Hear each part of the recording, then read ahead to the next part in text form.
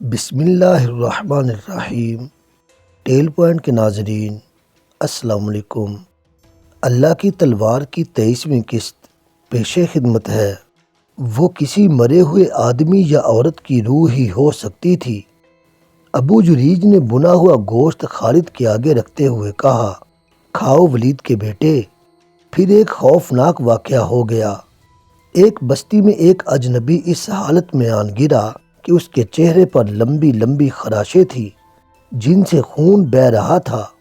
اس کے کپڑے پھٹے ہوئے تھے اور جسم پر بھی خراشیں تھیں۔ وہ گرتے ہی بے ہوش ہو گیا۔ لوگوں نے اس کے زخم دھوئے اور اس کے منہ میں پانی ڈالا۔ وہ جب ہوش میں آیا تو اس نے بتایا کہ وہ 2 چٹانوں کے درمیان سے گزر رہا تھا کہ ایک چٹان کے اوپر سے ایک عورت چیختی چلاتی اتنی تیزی سے اتری جتنی تیزی سے کوئی عورت نہیں اتر سکتی۔ یہ آدمی اس طرح رک گیا جیسے دہشت زدگی نے اس کے جسم کی قوت سلب کر دی ہو۔ وہ عورت اتنی تیزی سے آ رہی تھی کہ رک نہ سکی۔ وہ اس آدمی کے ساتھ ٹکرائی اور چیخ نما آواز میں بولی، تم آ گئے جرید، میں جانتی تھی تم زندہ ہو، آؤ چلیں۔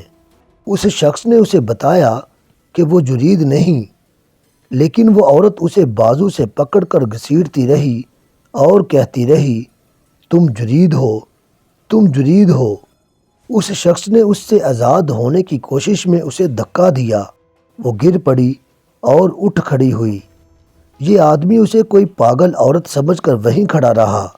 وہ اس طرح اس کی طرف آئی کہ اس کے دانت بھیڑیوں کی طرح باہر نکلے ہوئے تھے اور اس نے ہاتھ اس طرح آگے کر رکھے تھے کہ اس کی انگلیاں درندوں کے پنجوں کی طرح ٹیڑھی ہو گئی تھیں۔ یہ آدمی ڈر کر الٹے قدم پیچھے ہٹا اور ایک پتھر سے ٹھوکر کھا کر پیٹھ کے بل گرا۔ یہ عورت اس طرح اس پر گری اور پنجے اس کے چہرے پر گاڑ دیے جیسے بھیڑیا اپنے شکار کو پنجوں میں دبوچ لیتا ہے۔ اس نے اس آدمی کا چہرہ نوچ ڈالا۔ اس نے اس عورت کو دھکا دے کر پرے کیا اور اس کے نیچے سے نکل آیا، لیکن اس عورت نے اپنے ناخن اس شخص کے پہلوؤں میں اتار دیے اور اس کے کپڑے بھی پھاڑ ڈالے اور کھال بھی بری طرح زخمی کر دی۔ اس زخمی نے بتایا کہ اس عورت کی آنکھوں اور منہ سے شعلے نکلتے ہوئے محسوس ہوتے تھے۔ وہ اسے انسانوں کے روپ میں آیا ہوا کوئی درندہ سمجھا۔ اس آدمی کے پاس خنجر تھا، لیکن اس کے ہوش ایسے گم ہوئے کہ وہ خنجر نکالنا بھول گیا۔ اتفاق سے اس آدمی کے ہاتھ میں اس عورت کے بال آ گئے۔ اس نے بالوں کو مٹھی میں لے کر زور سے جھٹکا دیا۔ وہ عورت چٹان پر گری۔ یہ آدمی بھاگ اٹھا۔ اسے اپنے پیچھے اس عورت کی چیخیں سنائی دیتی رہیں۔ اسے بالکل یاد نہیں تھا کہ وہ اس بستی تک کس طرح پہنچا ہے۔ وہ ان خراشوں کی وجہ سے بے ہوش نہیں ہوا تھا۔ اس پر دہشت سوار تھی۔ پھر 2 مسافروں نے بتایا کہ انہوں نے رستے میں ایک آدمی کی لاش پڑی دیکھی ہے جسے کسی درندے نے چیر پھاڑ کر ہلاک کیا ہوگا۔ انہوں نے بتایا کہ اس کے کپڑے پھٹے ہوئے تھے اور تمام جسم پر خراشیں تھیں۔ اس جگہ کے قریب جس جگہ اس عورت کی موجودگی بتائی جا سکتی تھی، چھوٹی سی ایک بستی تھی۔ وہاں کے لوگوں نے نقل مکانی کا ارادہ کر لیا، لیکن یہودی جادوگر لیس بن موشان پہنچ گیا۔ اسے کسی طرح پتہ چل گیا تھا کہ ایک عورت اس علاقے میں جرید جرید پکارتی اور چیختی چلاتی رہتی ہے، اور جو آدمی اس کے ہاتھ آ جائے اسے چیر پھاڑ دیتی ہے۔ ابو جریج نے خالد کو باقی کہانی یوں سنائی۔ اسے بدروحوں کے علم کے ساتھ گہری دلچسپی تھی اور وہ لیس بن موشان کو بھی جانتا تھا۔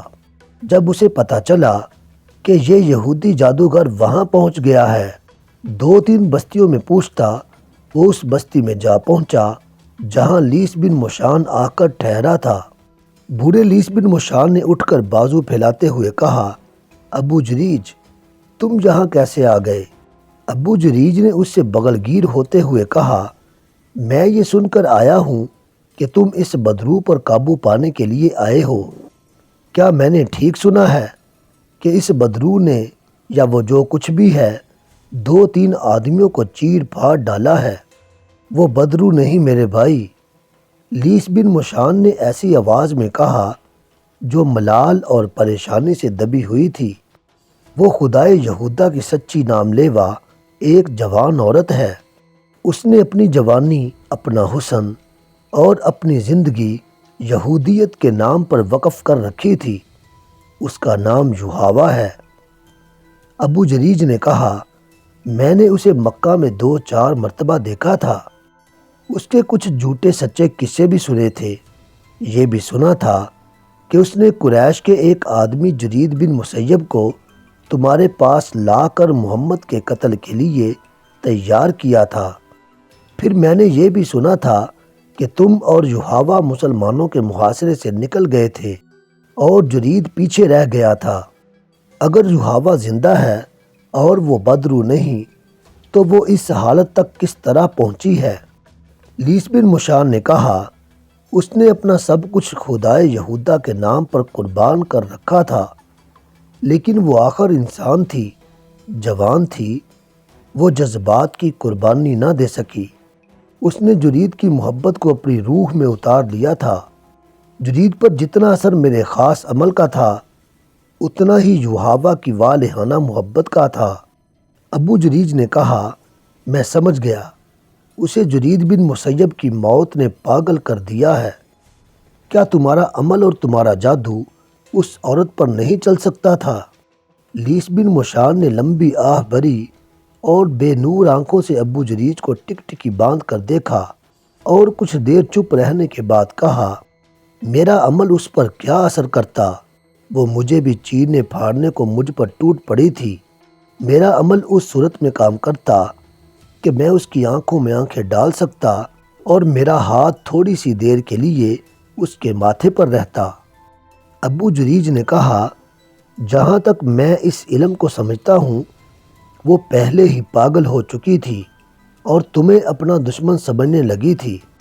لیس بن مشان نے کہا، اور اسے میرے خلاف دشمنی یہ تھی کہ میں جرید بن مسیب کو مسلمانوں کے رحم و کرم پر چھوڑ آیا تھا۔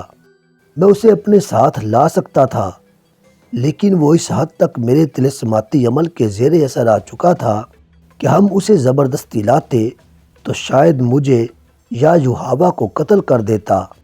میں نے اس کے ذہن میں درندگی کا ایسا تاثر پیدا کر دیا تھا کہ وہ قتل و غارت کے سوا کچھ سوچ ہی نہیں سکتا تھا۔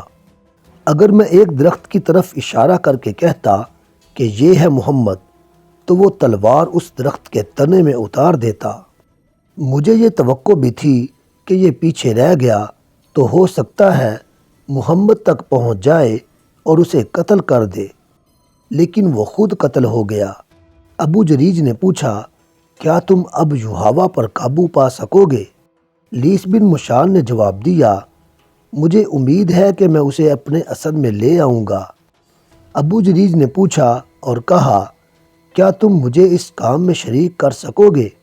میں کچھ جاننا چاہتا ہوں، کچھ سیکھنا چاہتا ہوں۔ لیس بن مشان نے کہا، اگر بڑھاپا تمہیں چلنے دے تو چلے چلو، میں تھوڑی دیر تک روانہ ہونے والا ہوں۔ یہاں کے کچھ آدمی میرے ساتھ چلنے کو تیار ہو گئے ہیں۔ اور پھر خالد بن ولید، بوڑھے ابو جریج نے اپنے پاس بیٹھے ہوئے خالد کے کندھے پر ہاتھ رکھ کر جذباتی آواز میں کہا، ہم دونوں بوڑھے اونٹوں پر سوار اس پہاڑی علاقے میں پہنچے جہاں کے متعلق بتایا گیا تھا کہ ایک عورت کو دیکھا گیا ہے۔ ہم تنگ سی ایک وادی میں داخل ہو گئے۔ ہمارے پیچھے 10-12 گھڑ سوار اور 3-4 شتر سوار تھے۔ وادی میں داخل ہوئے تو ان سب نے کمانوں میں تیر ڈال لیے۔ وادی آگے جا کر کھل گئی۔ ہم دائیں کو گھومے تو ہمیں کئی گدھ نظر آئے جو کسی مردار کو کھا رہے تھے۔ ایک صحرائی لومڑی گدھوں میں سے دوڑتی ہوئی نکلی۔ میں نے دیکھا کہ اس کے منہ میں ایک انسانی بازو تھا۔ ہم آگے گئے، 2 اور لومڑیاں بھاگیں اور گدھ اڑ گئے۔ وہاں انسانی ہڈیاں بکھری ہوئی تھیں، سر الگ پڑا تھا، اس کے لمبے بال ادھر ادھر بکھرے ہوئے تھے، کچھ کھوپڑی کے ساتھ تھے، آدھے چہرے پر ابھی کھال موجود تھی۔ وہ یحاوہ تھی۔ لیس بن مشان کچھ دیر اس کی بکھری ہوئی ہڈیوں کو اور اد کھائے ہوئے چہرے کو دیکھتا رہا۔ اس کی آنکھوں سے آنسو بہہ کر اس کی دودھ جیسی سفید داڑھی میں جذب ہو گئے۔ ہم وہاں سے آ گئے۔ لیس بن مشان اور یحاوہ نے جرید بن مسیب کو محمد کے قتل کے لیے تیار کیا تھا۔ خالد نے ایسے لہجے میں کہا جس میں طنز کی ہلکی سی جھلک بھی تھی۔ جرید بن مسیب مسلمانوں کے ہاتھوں قتل ہوا اور یحاوہ کا انجام تم نے اپنی آنکھوں دیکھا ہے۔ کیا تم سمجھے نہیں ہو ابو جریج؟ بوڑھے ابو جریج نے جواب دیا، ہاں ہاں، لیس بن مشان کے جادو سے محمد کا جادو زیادہ تیز اور طاقتور ہے۔ لوگ ٹھیک کہتے ہیں کہ محمد کے ہاتھ میں جادو ہے۔ اس جادو کا ہی کرشمہ ہے کہ اس کے مذہب کو لوگ مانتے ہی چلے جا رہے ہیں۔ جرید کو قتل ہونا ہی تھا۔ خالد نے کہا، میرے بزرگ دوست، اس بدرو کے قصے مدینے میں بھی پہنچے ہوں گے، لیکن وہاں کوئی نہیں ڈرا ہوگا۔ محمد کے پیروکاروں نے تسلیم ہی نہیں کیا ہوگا کہ یہ جن بوت یا بدرو ہے۔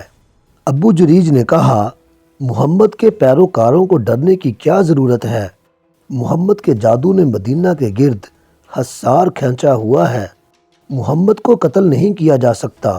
وہ احد کی لڑائی میں زخمی ہوا اور زندہ رہا۔ تمہارا اور ہمارا اتنا زیادہ لشکر مدینہ کی اینٹ سے اینٹ بجانے گیا تو ایسی آندھی آئی کہ ہمارا لشکر تتر بتر ہو کر بھاگا۔ میدان جنگ میں محمد کے سامنے جو بھی گیا اس کا دماغ جواب دے گیا۔ کیا تم جانتے ہو محمد کے قتل کی ایک اور کوشش ناکام ہو چکی ہے؟ خالد نے کہا، سنا تھا، پوری بات کا علم نہیں۔ ابو جریج نے کہا، یہ خیبر کا واقعہ ہے۔ مسلمانوں نے خیبر کے یہودیوں پر چڑھائی کی تو یہودی ایک دن بھی مقابلے میں جم نہ سکے۔ خالد نے کہا، فریب کار قوم میدان میں نہیں اتر سکتی، یہودی پیٹھ پر وار کیا کرتے ہیں۔ ابو جریج نے کہا، اور وہ انہوں نے خیبر میں کیا۔